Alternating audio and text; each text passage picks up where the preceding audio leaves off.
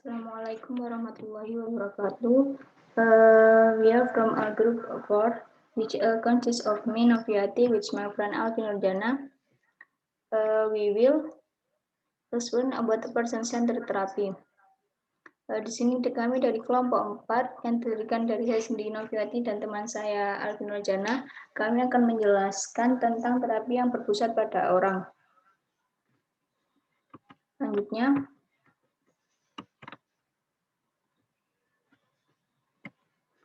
discussion. The first is care figure person-centered therapy, and the second case concept-centered therapy. The third, the therapeutic process. The fourth, application, therapeutic techniques and procedure. The fourth, person-centered expressive art therapy, and the last, motivational interview. Dalam pembahasan ada 6. Yang pertama, tokoh kunci terapi yang berpusat pada orang. Yang kedua, konsep utama terapi yang berpusat pada orang. Yang ketiga, proses terapeutik, dan keempat, aplikasi, teknik, dan prosedur terapeutik. Kelima, terapi seni ekspresif yang berpusat pada pribadi. Dan terakhir, wawancara motivasi. Selanjutnya, care figure person-centered therapy. Carl Rogers in 1902 until 1987, a major spokesperson for humanistic psychology. Living a life reflecting the ideal he developed over half a century, he displays a questioning attitude, a deep opposition to change, and the courage to forth into unknown territory, both as a person and as a professional in writing about his early years. Roger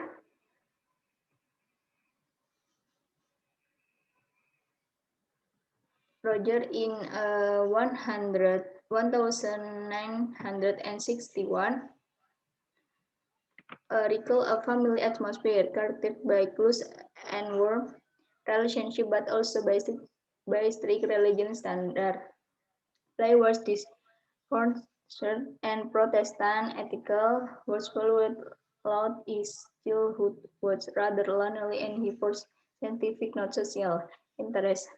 Roger was an introvert person, and he spent a great deal of time reading and engaging in imaginative activity and reflection. During his college years, his academic interests and major change from agriculture to history, then to religion, and finally to clinical psychology. Tokoh kunci terapi yang berpusat pada orang yakni Carl Rogers. Carl Rogers pada tahun 1902 sampai 1987, yakni seorang juru bicara utama psikologi humanistik, menjalani kehidupan yang mencerminkan ide-ide yang dia kembangkan selama setengah abad. Dia menunjukkan sikap mempertanyakan, keterbukaan yang mendalam untuk berubah, dan keberanian untuk menepaki wilayah yang tidak diketahui baik sebagai pribadi maupun sebagai seorang profesional. Dalam menulis tentang tahun-tahun awalnya, Roger pada tahun 1961 mengenang suasana keluarganya yang ditandai oleh hubungan dekat dan hangat, tetapi juga oleh standar agama yang ketat. Bermain tidak disarankan dan nilai-nilai etika Protestan dipuji. Masa kecilnya agak kesepian dan dia mengejar minat ilmiah, bukan sosial. Roger adalah orang yang tertutup dan dia menghabiskan banyak waktu membaca dan terlibat dalam aktivitas dan refleksi imajinatif. Selama masa kuliahnya, minat dan jurusan akademiknya itu berubah dari pertanian ke sejarah, lalu ke agama, dan akhirnya ke psikologi klinis. Jadi Carl Rogers ini adalah tokoh kunci terapi pusat pada orang pada tahun 1902 sampai 1887, dan juru bicara utama untuk psikologi humanistik. Dia juga orang yang tertutup dan menghabiskan banyak waktu membaca dan terlibat dalam aktivitas refleksi imajinatif. Beliau juga dijuluki Bapak Penelitian Psikoterapi. Pada 15 tahun terakhir hidupnya, Roger itu menerapkan pendekatan yang berpusat pada pribadi untuk perdamaian dunia dengan melatih para pembuat kebijakan, pemimpin, dan kelompok yang berada dalam konflik. Beliau itu dikenal sebagai revolusi tenang Ari. Selanjutnya, Roger basis assumption regarding the person-centered approach is that people are inherently trustworthy, that they have great potential to understand themselves and solve their own problem without direct interference on the part of the therapist, and that they are able to grow on their own if they are involved in certain or therapeutic relationship. Asumsi dasar Roger terkait pendekatan berpusat pada orang adalah bahwa pada dasarnya dapat dipercaya bahwa mereka memiliki potensi besar untuk memahami diri mereka sendiri dan menyelesaikan masalah mereka sendiri tanpa campur tangan langsung dari pihak terapis, dan bahwa mereka itu mampu tumbuh dengan sendirinya jika mereka terlibat dalam jenis hubungan terapeutik tertentu. Jadi asumsi dasar Roger sendiri ini tuh beranggapan bahwa seorang klien itu dapat menyelesaikan masalahnya sendiri tanpa adanya campur tangan secara langsung dari pihak terapis, yang mana jika pada jenis hubungan tertentu. Jadi, secara konsisten itu menurunkan hal-hal positif sekunder seperti pengetahuan terapi tentang teori atau teknik.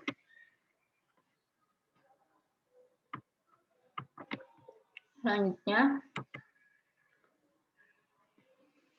Roger expects this model to develop and fight openly and accept a change, namely for period of approach development, existentialism and humanism. Abraham Maslow contribution to humanities psychology, the vision of human psychology. Filosofi. Roger mengharapkan model itu berkembang dan beberapa terbuka serta menerima perubahan.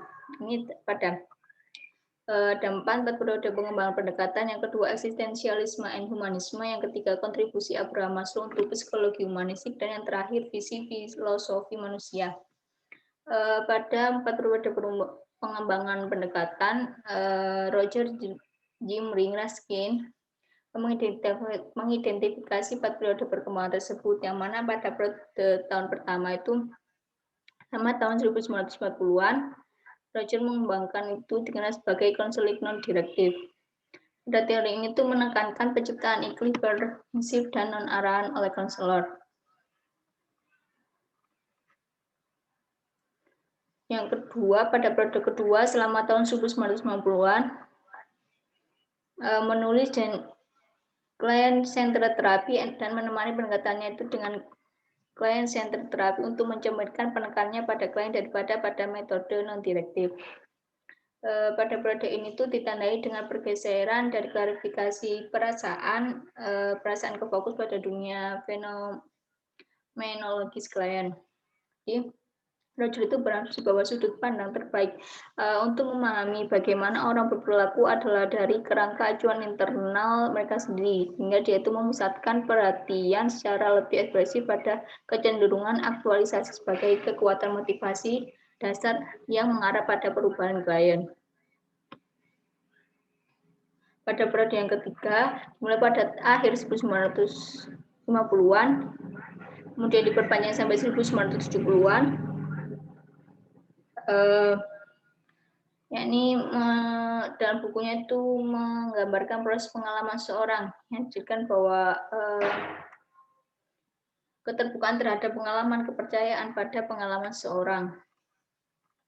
Sebagai contoh, filosofi yang berpusat pada klien itu biasanya diterapkan pada pendidikan atau disebut sebagai pengajaran yang berpusat pada siswa atau peserta didik. Kemudian pendekatan ini juga bisa diterapkan menghadapi kelompok.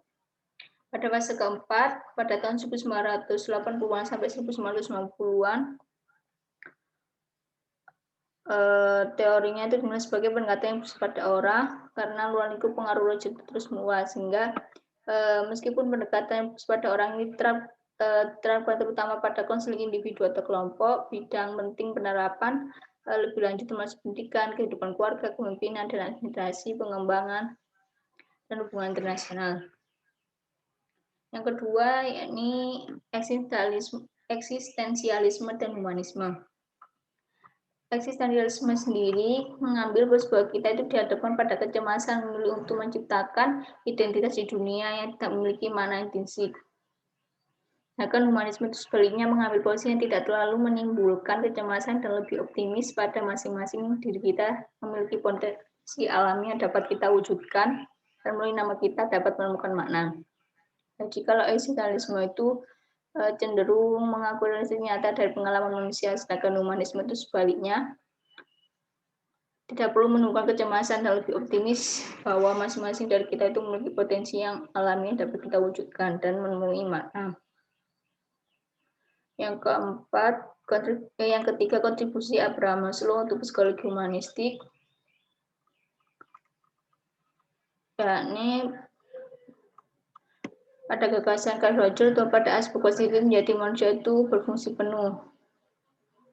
Bahwa aktualisasi diri adalah tema sentral dari karya Abraham dan beliau itu mempelajarinya sebutnya bahwa karakter ciri orang yang mengaktualisasikan diri adalah kesadaran diri, kebebasan, dan kejujuran dasar, dan lain sebagainya. Yang keempat, visi yang mendasari filsafat humanistik. Jika diberikan kondisi sesuai, akan otomatis tumbuh itu akan secara politik dan didorong secara alami dan ke arah prosesnya itu sebagai pohon. Seperti pohon, sebaliknya jika banyak eksistensialisme yang tidak ada pada diri kita, tidak ada sifat internal yang dapat kita andalkan. Kita dihadapkan pada sesuatu itu tidak ada pilihan tentang apa yang membuat kondisi itu.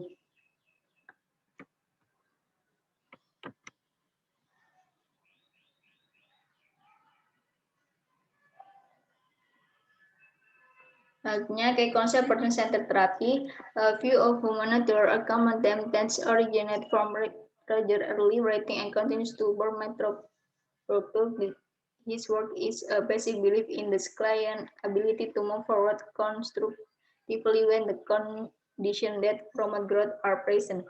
His professional experience taught him that if a person is able to reach the core of the individual, he finds a trustworthy and positive center when therapists are able to experience and communicate their non-judgmental reality, support care, and understanding significant change in client are likely to occur.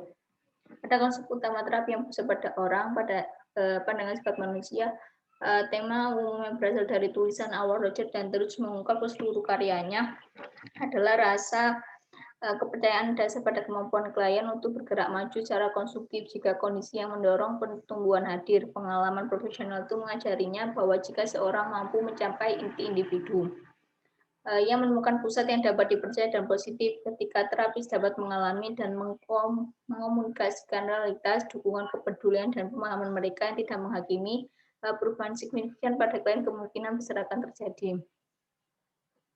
Jadi pada konsep utama terapi yang fokus pada orang itu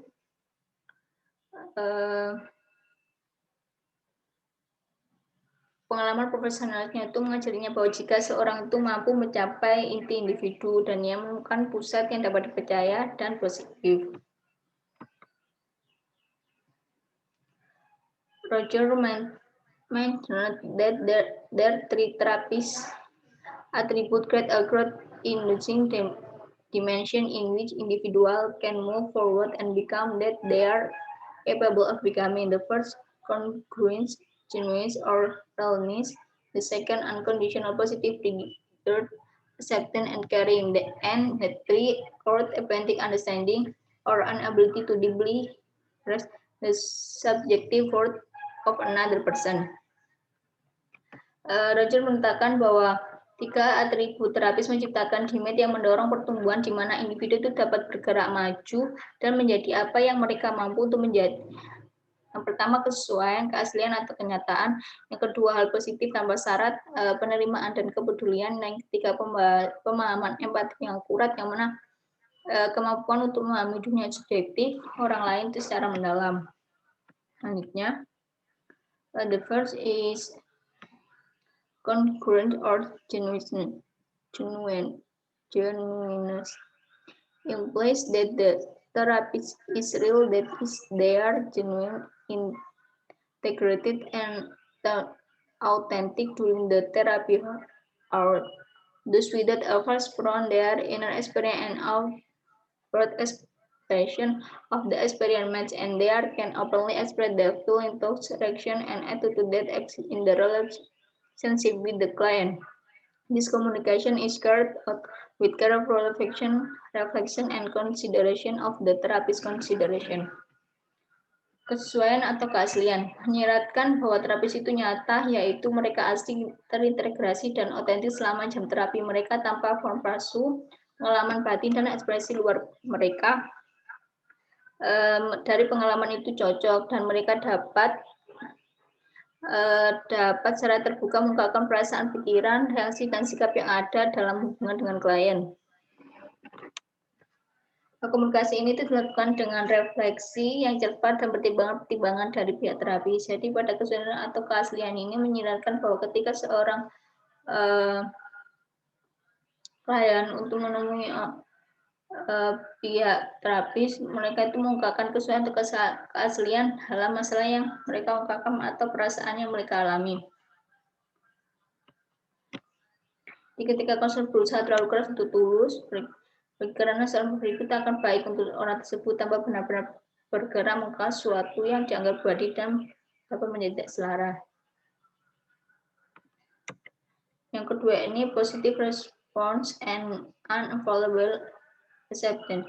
The second, the therapist attitude need communicative and sincere care for the client as a person or a conditional conditional positive operation which can base the through empathic identification with the client. Tanggapan positif dan penerimaan yang tidak setia.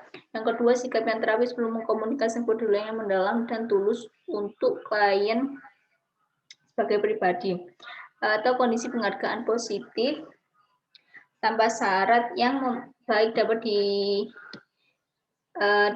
dicapai melalui dedikasi empatik dengan klien.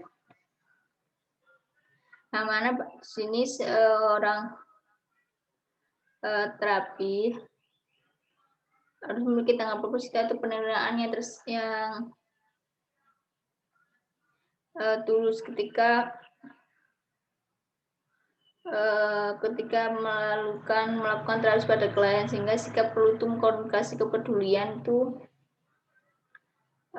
tanpa adanya syarat atau yang paling melalui itu identifikasi empatik dengan klien.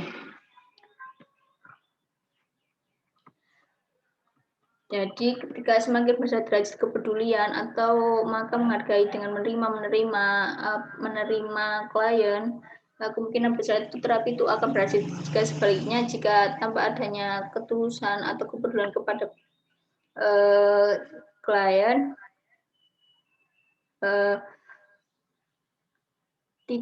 pasti kemungkinan terapi yang dijalankan tersebut itu akan terhambat.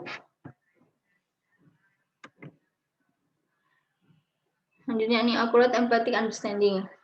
One of the main tasks of the therapist to sensitively and accurately understand the experience and feeling of patient as expressed in moment-to-moment interaction during therapy session. Therapy seek to experience different subjective experience, especially in the here and now. Its purpose is to encourage clients to be closer to themselves, to feel more deeply and intensely, and to recognize and resolve discrepancy within them. Pemahaman empatik yang akurat. Salah satu tugas utama dari terapis adalah memahami pengalaman atau perasaan pada pasien secara sensitif. Secara sensitif dan akurat seperti yang terungkap dalam interaksi momen ke momen selama sesi terapi. Terapis juga berusaha untuk merasakan pengalaman subjektif para penyelam, terutama di sini dan saat ini tujuannya adalah untuk mendorong klien untuk lebih dekat dengan dirinya sendiri, untuk merasakan lebih dalam dan intens, dan untuk mengenali dan menyelesaikan ketidaksesuaian yang ada dalam diri mereka. Di pada pemahaman empati yang akurat di sini, tugas seorang terapis itu harus berusaha untuk merasakan pengalaman subjektif dari klien, yang mana tujuannya itu untuk menurut klien itu agar lebih dekat dengan dirinya sendiri, sehingga merasakan yang lebih dalam dan intens. Kemudian yakni the therapeutic process. There is four therapeutic goals, therapeutic hunch and rule, that client experience in therapy, and the last relationship between therapist and client. Ini proses terapi.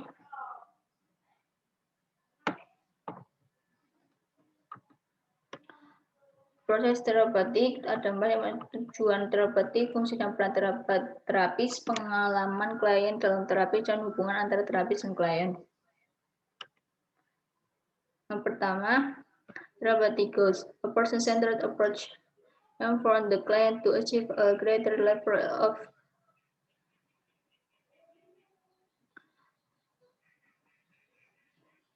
independent integration. The focus is in the person, not the problem. Person-centered. Roger did not believe that the growth of therapy was simply to solve problem, rather than emphasize client their growth so that client can better cope with problem with they identify them. Tujuan terapi, pendekatan yang fokus pada orang itu agar klien mencapai tingkat kemandirian dan integritas yang lebih besar. Fokusnya adalah pada orangnya, bukan pada masalah yang disajikan oleh orang tersebut. Roger tidak percaya bahwa tujuan terapi hanyalah untuk memecahkan masalah. Sebaliknya, tujuan adalah untuk membantu klien dalam proses pertumbuhan mereka sehingga klien dapat mengatasi masalah dengan lebih baik saat mereka mengidentifikasinya. Jadi tujuan terapeutik itu untuk mencapai tingkat kemandirian, sehingga bukan untuk memecahkan masalah, tapi bukan hanya untuk memecahkan masalah, tapi juga proses tumbuhan mereka sehingga kalian dapat mengatasi masalah yang lebih baik saat mereka mengidentifikasinya. Kedua, ini terapis function role. The role of the person-centered therapist is rooted in the being and the attitude, not in the techniques to go higher things. Reaching on people-centered therapy seem to know their current theory or facilitate personally change in client.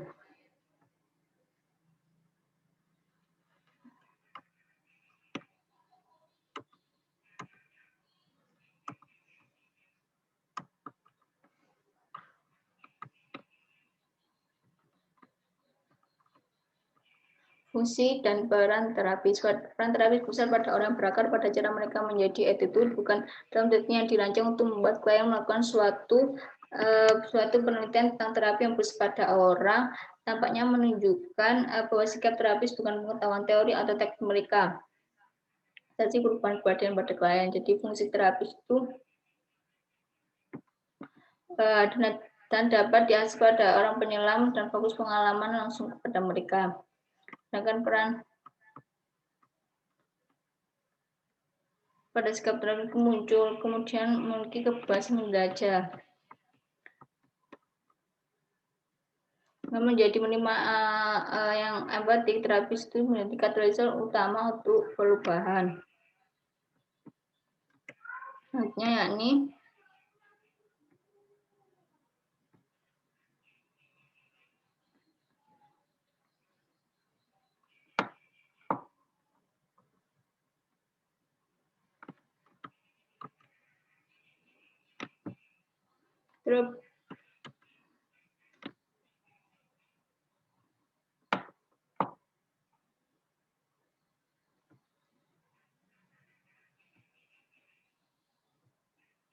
client experience and therapy. Therapeutic change depend on client perspective of their own experience in therapy and the basic attitude of the counselor. If the counselor make the client conducive pattern for self-exploring, the client has the opportunity to explore their experience, which includes their feeling, belief, behavior, and worldview.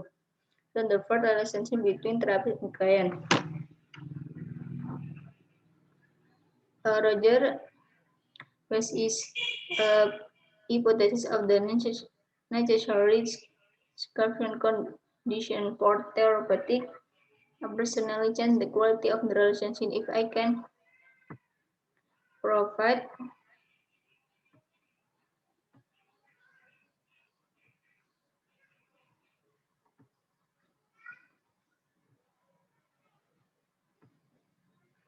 provide a certain type of relationship that other person will find in himself the capacity to use the relationship for growth and change and development personal will happen.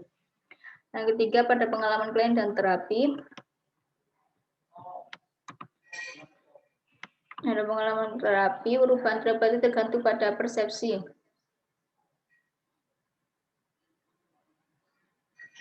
Pengalaman mereka sendiri